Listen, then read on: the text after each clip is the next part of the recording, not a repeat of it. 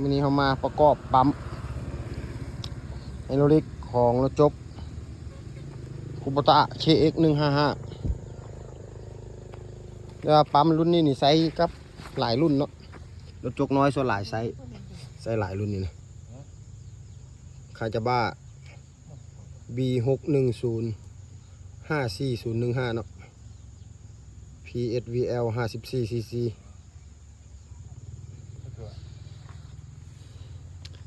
เอามาเบิ่งส่วนประกอบทุกอย่างในปั๊มนี่ก่อนบางเทื่อว่าเป็นไผที่มีข้อสงสัยว่าโอ้ตัวใดครบบ่ครบเบิ่งเด้อนี่เนี่ยตัวนี้มันมีอันสปูนตัวนึงเลยอยู่นี่ตัวนี้มันจะเวลาดันกลับเนาะตัวนี้เนาะดันอย่างกลับตัวนี้นี่1อันนี้ใหญ่นี่คือจะบุ้ยไผลืมเนาะเพจบล็อกหลังเตาเอียงมีฝาหน้ามันนี่มีซวงนี่นิ้วแหวนห้อยนิ้วอย่างตัวนี้ลูกสูบเซอร์โวบ่นี่ตัวดันปล่อยน้ำมันน้อยน้ำมันลายตัวนี้ตัวควบคุมเล็กโคเลเตอร์ปล่อยน้ำมันมาแล้วดันลูกสูบตัวนี้เนาะแกนนี่จะมีแหวน2แหวนเด้อแหวนนี่ตัวนี้แหวนห้องบอลไกด์ตัวนี้แหวนห้องอันนี้บานี่กับบีนะแล้วก็สลักตัวนี้เป็นตัวคัดแผ่นเพชรสลัก3อันนี้เป็นตัวดันนี่ดันบอลไกด์นี่ให้มันสูแผ่นให้มันสูงห้อยแนวนี้ขึ้นนี่เนาะอันนี้พวกน็อตนี่อยู่ทางนอกเนาะบนับเลยนี่อันนี้สปริงตั้งแม็กซิมัมโฟจะมี2ตัวเนาะตัวสั้นตัวยาวตัวใหญ่แบบนี้เนาะแล้วก็อันนี้มี2อันเนาะอันนี้สปริงกับแวน2อันอยู่ในบล็อกนี้เนาะตัวนี้เนาะเดี๋ยวจะไหนจะประกอบเลยถ้าเบิ่งแล้วก็กิบล็อกนี้แล้วก็ตัวนี้เป็นลูกสูบตั้งแม็กซิมัมโฟนี่ตัวนี้นี่เวลาดันครับดันเมียนเนาะว่าให้เปิดน้ำมันน้อยหลายสำหรับเนาะอันนี้เนาะอันนี้บอลไกด์ตัวนี้ตัวตั้งแม็กซิมัมโฟเนาะมันจะมีไส้อันนึงอยู่ในนี้เนาะนี่ไส้ลวงนี้นี่เบื้องนี้ลวงใหญ่เข้า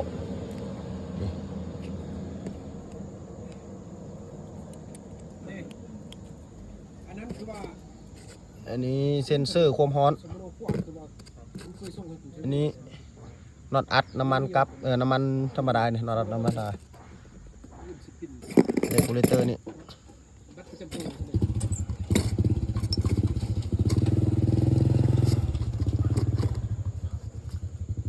มาเบิ่งประกอบมาเนี่ย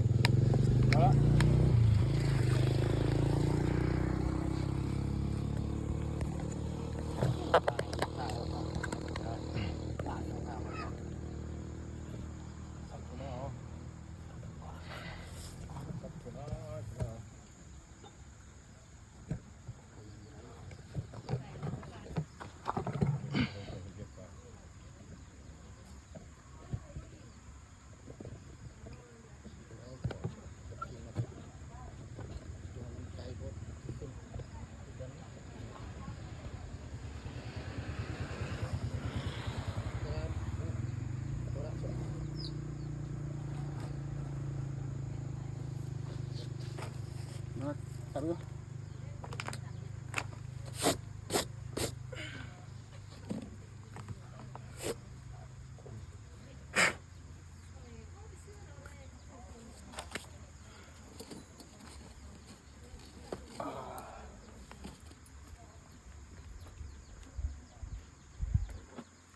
แหวนตัวนี้มันจะโค้งหน่อยนึงตัวนี้ลงก่อนเอาเบื้องช่วยนี้ลงไป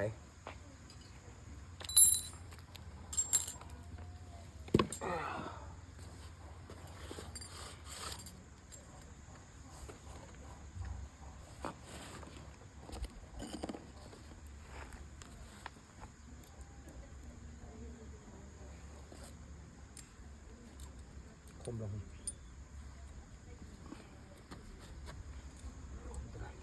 ผมบอกว่า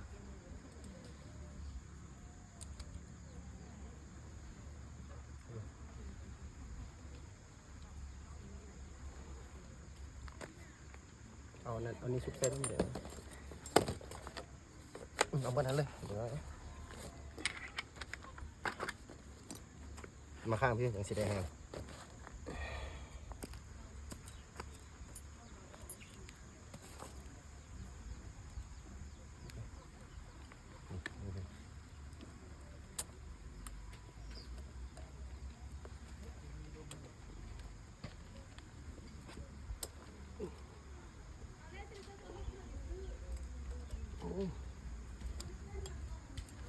หอมพื้นเลย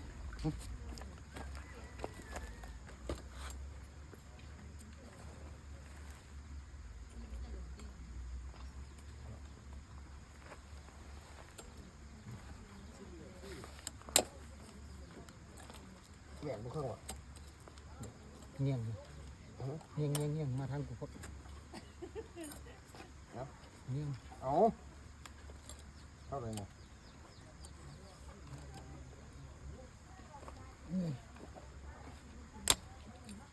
แล้วไม่ไปมั้งน้ำไม่ห้องบ่ไปห้องเพื่อน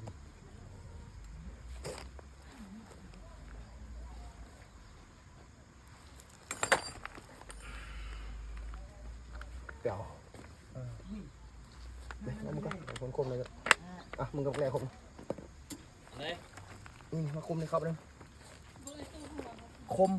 คมสปริงวะใส่เลยไหมโอ้โหนะปลามันเห็ดได้ไหม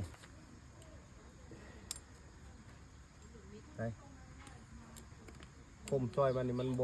คนเดียวมันน้ำหนักบ่ถึง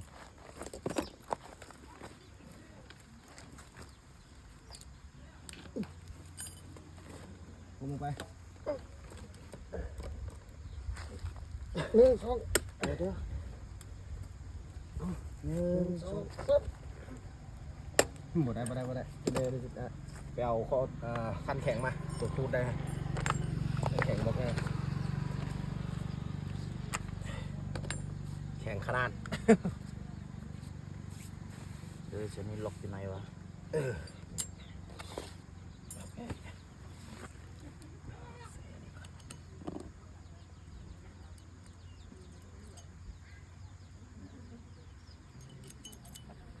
โอ้ปันปืนอันนั้นนะอันรีได้ซับยิงหมุนเตะออกเลย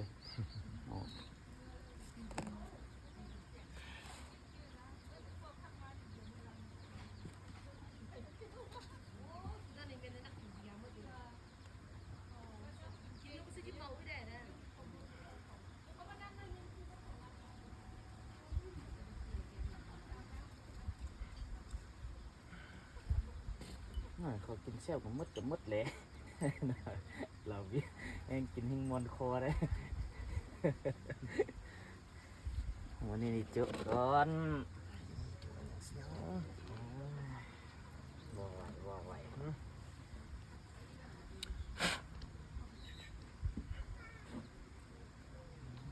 เดือดมาก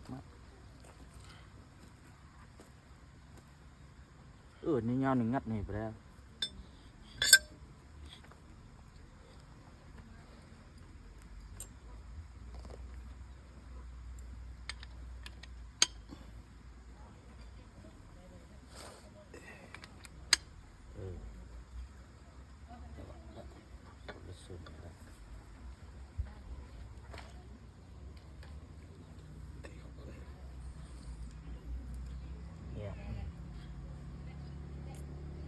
บอกหน่อยบนนก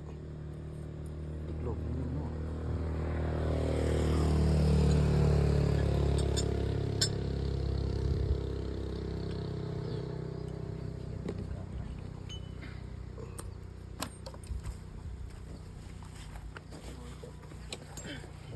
ทำไงมันกับคุ้งอันนี้นี่บวกเขา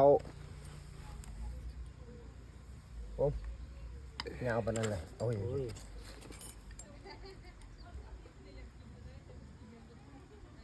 ใจมันเที่ยงไหม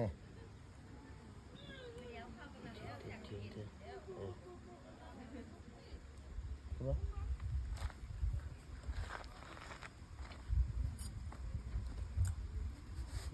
ยังบ่ถึงแน่บ่ได้ต้องใส่หม้อแข็งๆก่อนบ่ได้เดี๋ยวสุดแพ้ครับ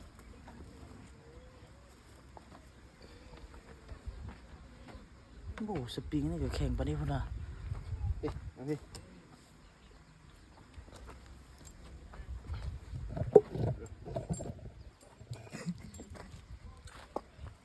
วันนี้บ่ดีก็นะเรามันยังไป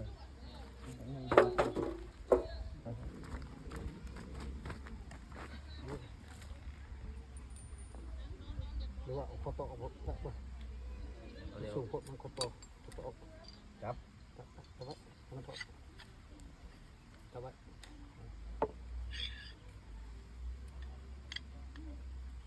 สูงหลายแบบขึ้นตัวนัดมัน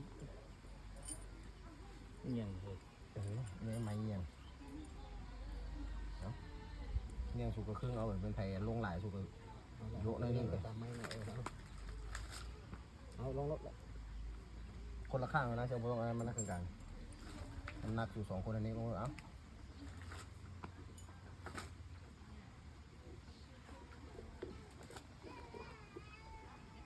บริกินตัวนี้มันปิ้นเนี่ยกันบปิ้นนี่งั้นเอา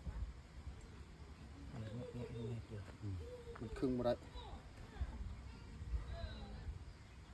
คมคือไอ้คมเมื่อกี้นี้ยันมันลงนี่มันเงี้ยก็ติดไม้มาเลยนะใช่ เบิ้งยอมห้องเขาได้ยอมได้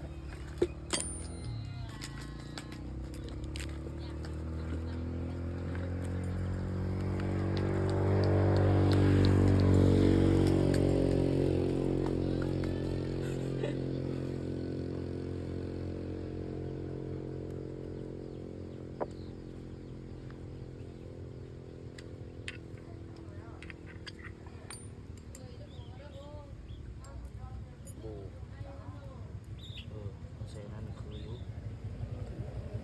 คนละ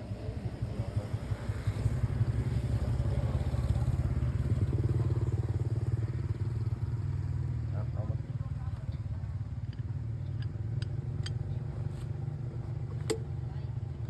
ลงนะลงบอกเขาค่า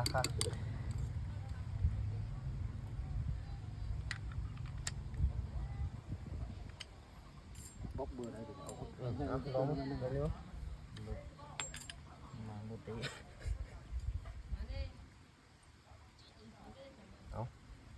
บนนี้แล้วแบบนี้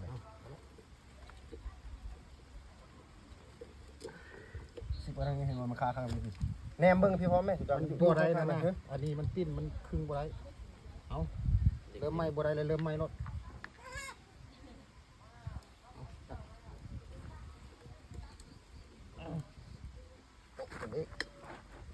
มันลงแต่ข้างกูนี่ไอ้โต๊ะข้างนั้นลงเขาเข้าไปมันก็วักเข้าไปในนี้เว้ยอุ้ย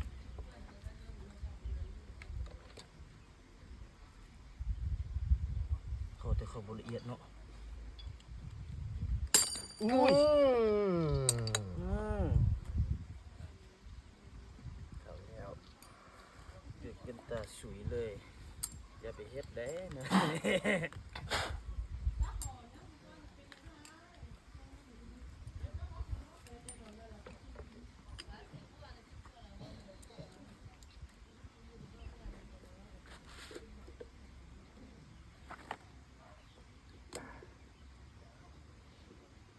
มันจะขดไว้ได้เลย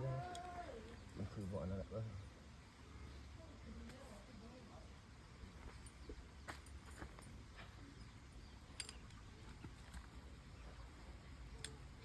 รถเขาไปก็รถนี่เขาไปก็รถคันถูกครึ่งร้อนแล้วมันยังได้ละมันร้อนแต่มันก็ไม่ได้ละเอา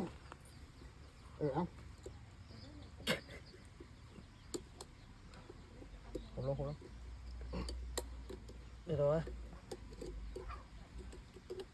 ยกลงแหงมาดิ มั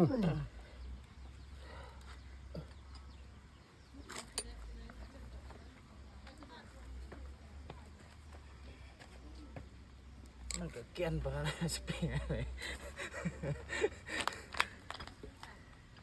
ข้างนี้ได้ครับ จับหน่วยนี่มันเนี่ย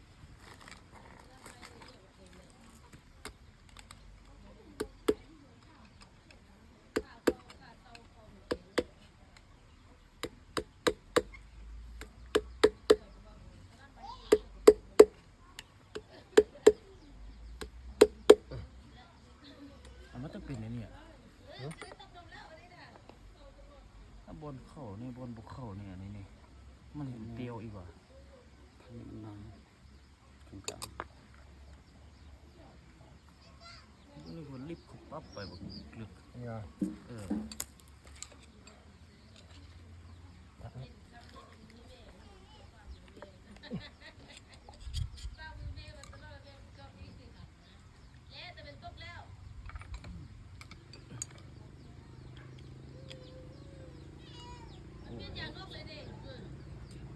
เสียดี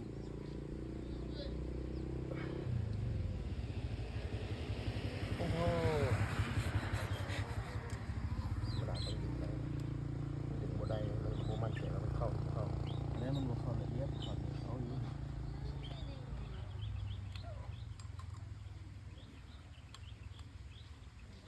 ถึงสุกเข้าไปนะ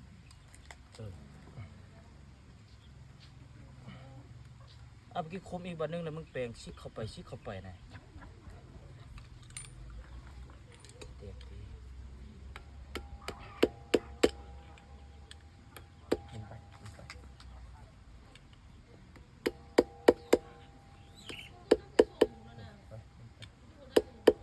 จับไปจับไปจับพี่จับไป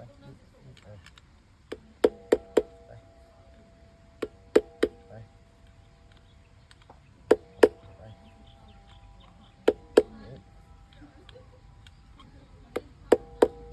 โอเค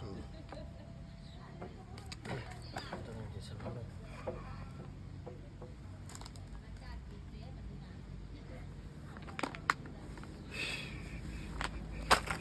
ยางรถหัวกับโบกหัวบีบตรงแม่ลม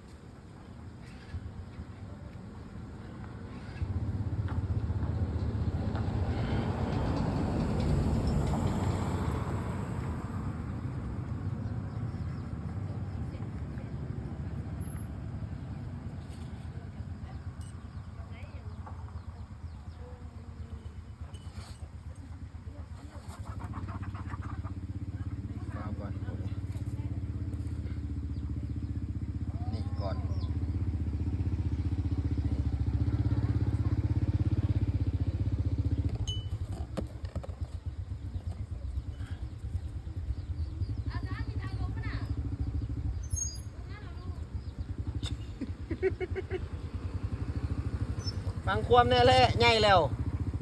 เอาไปได้เลยทางพุทธ โอ้ใหญ่ละฟังความแน่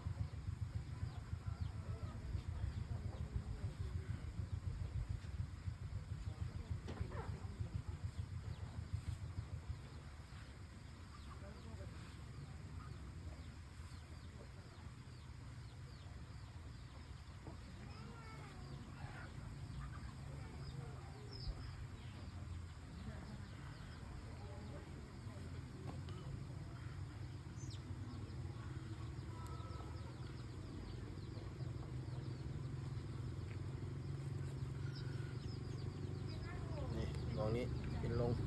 น้อยนี่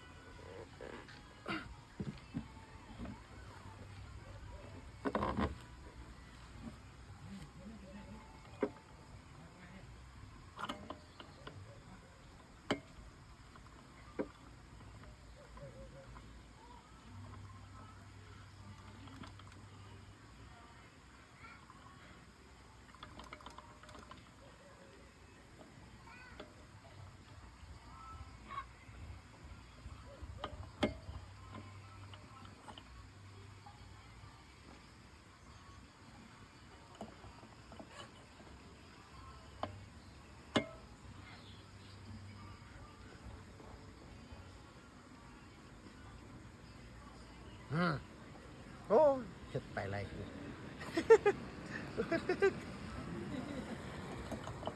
ไปโทษทีปแล้ว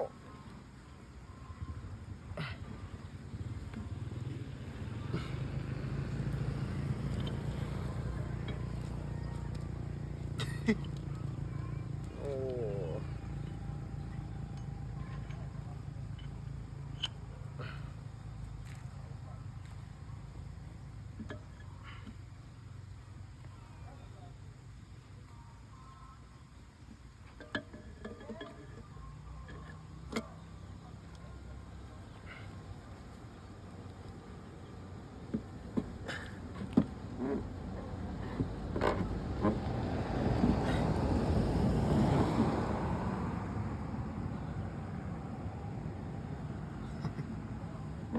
ผ่าทางติ้งหน่อยนึง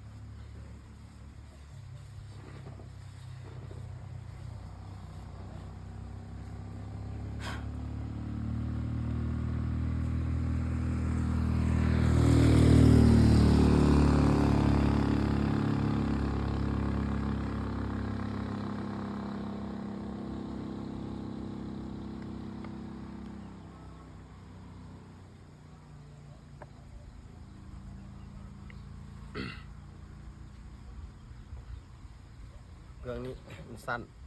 เรื่องนี้มันยาวกว่าเบื้องสั้นนี่มาข้างนี้นี่ข้างที่มีอันเล็กคูลเลเตอร์นี่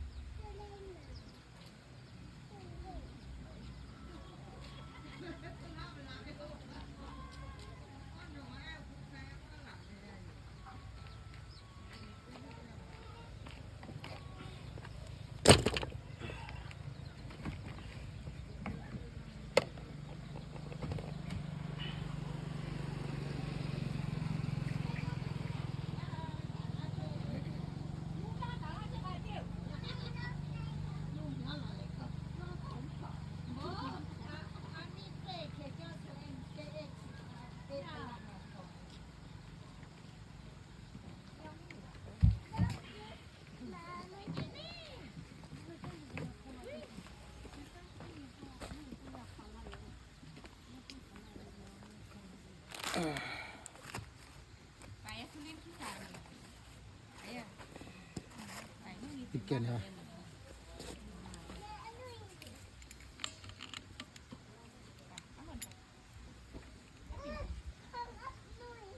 เดี๋ยวถ้าน้องลิงจะไม่โกรธถ้าคนนี้แข่งน้องนะ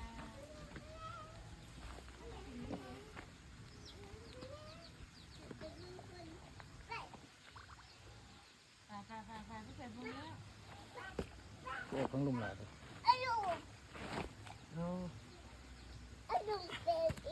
โอ้ยแปลงจักรยาน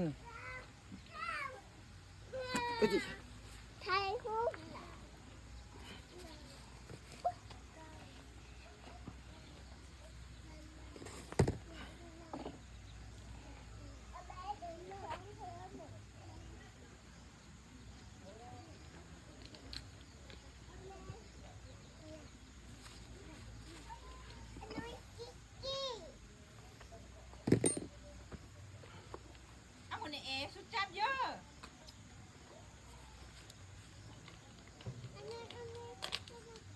ไปผู้จับแล้วแม่บอกให้ฟังเด้เอาแม่แอปตูให้ก่อนเอาแม่เมื่อยนี่ที่มันนานไม่รู้จะนี่ไปลูกไป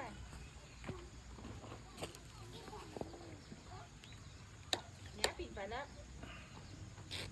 ก็ปิดไปแล้วปีนไปอายุนี่เดี๋ยวนี้จะพูดไปพูดนี่ของเราหรือไม่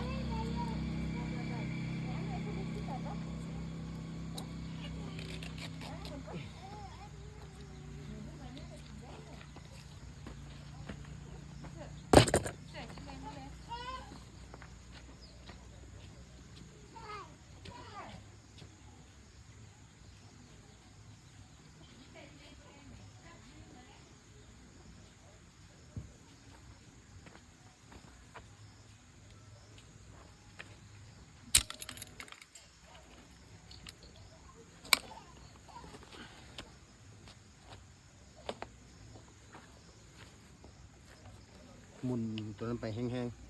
ๆไปแห้งๆบาดเดียวรถให้ได้ไวสุดฮะ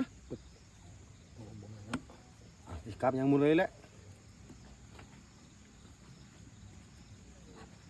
นี่ไม่ไหมนี่มันเงืองออกไป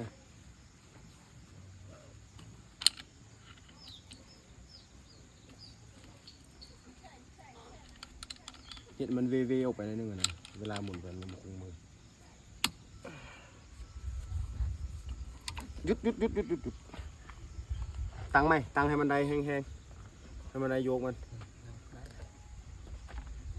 เอาแห้งๆมาเดี๋ยวอีกมาดิโอเคผ่านเดี๋ยวไปรถน้ำมันก็ยังบ่มาไป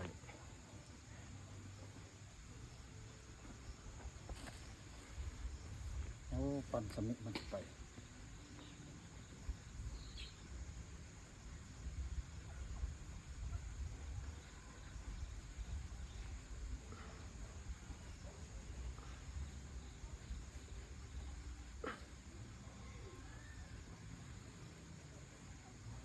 หมุนไปเรื่อยๆนี่แค่ค่อยนี่มันน้ำมันจะมานี่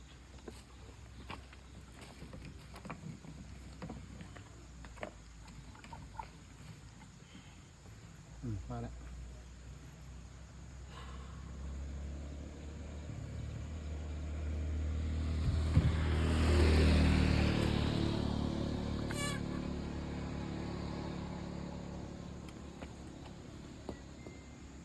แห้งแล้วเด้ออีกหยุดเดี๋ยว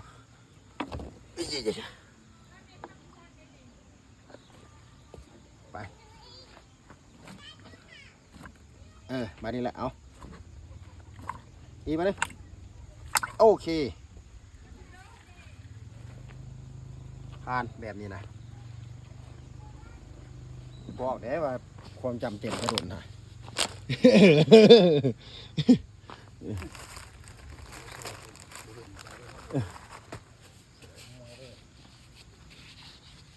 เรียบร้อย